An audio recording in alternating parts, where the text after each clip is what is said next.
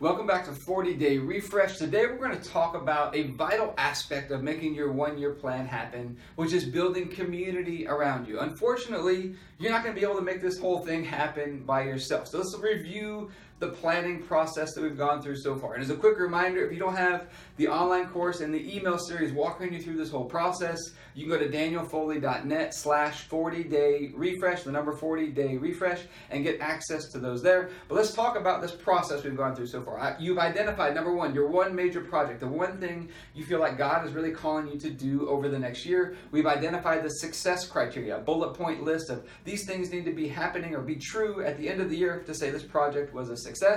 We've identified areas of growth, where you need to grow both internally and externally as a person.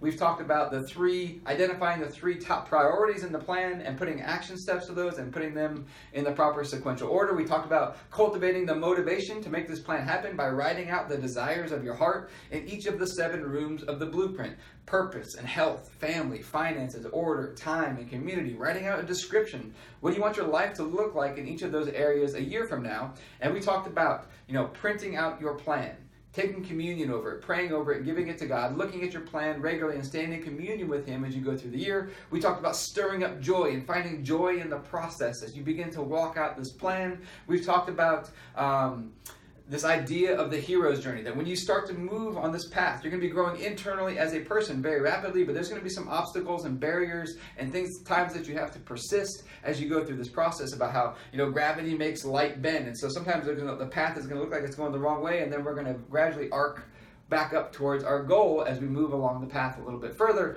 But one of the things we need to realize is that for you to make this plan happen, you cannot make it happen all by yourself. You're going to need God's help. You're going to need to grow as a person. Remember, the third area we've talked about through this process is you're going to need the help of other people. You're going to need a community of people around you. So what is community? I learned this. I was reading my third grade. I have a daughter that's in the third grade, and she was reading her science book, and it says, a population is when everything is the same, like a population of deer. A community is when you have diversity in all different. So think about, you got squirrels and deer and rabbits and raccoons and bears. You have a diverse population. So a diverse population is what creates a community. So when we have diversity, so you have a unique skill set. You have things that you are going to need to step into and commit to working on and grow your skills in to walk out God's plans for your life. But that means that you're going to have other people around you that have complementary things, that maybe they're good at things that you are not good at, because you've got a specific skill set, and God has structured the world that you have to have community around you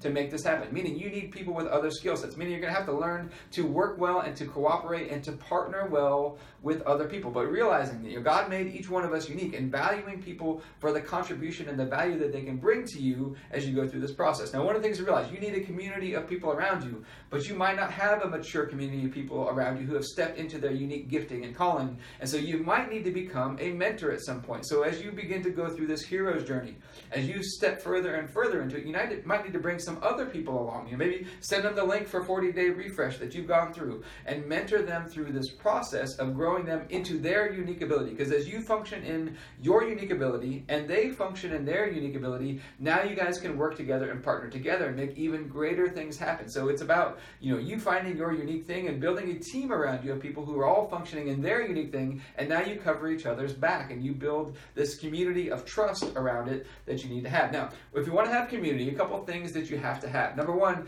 is you need a shared vision. You need people working together towards a common goal, some kind of shared vision. So working together to talk about the vision. What is the plan? What is the vision? Where are we trying to go? And working together towards some shared vision where each person is doing their part in the process to work towards that common goal or that common vision. And what is going to be the key towards working towards that? We're going to have to develop trust. Remember, we talked about, how do we develop trust? We have to be transparent with people. We have to be honest and transparent. I have to do what I say I'm going to do. I have to do it on time. I have to be knowledgeable in my skill set. So in my unique ability, I need to be the best at what I do in that thing. So people can trust that when they hand something off to me in that area, that my gifting, that I take it and I run with it, I do what I say I'm going to do. I do it on time, and I do it at a very high level, a very high quality, because I'm the best at what I do in that area. That's how we begin to build this community around you. But you might need to build a community around you. You might need to mentor some people, identify people who are functioning in their unique ability, people who are better at things that you are. One of the greatest mindsets that can limit you in this whole process is, you know what, I can just do it better myself. I can do it all myself.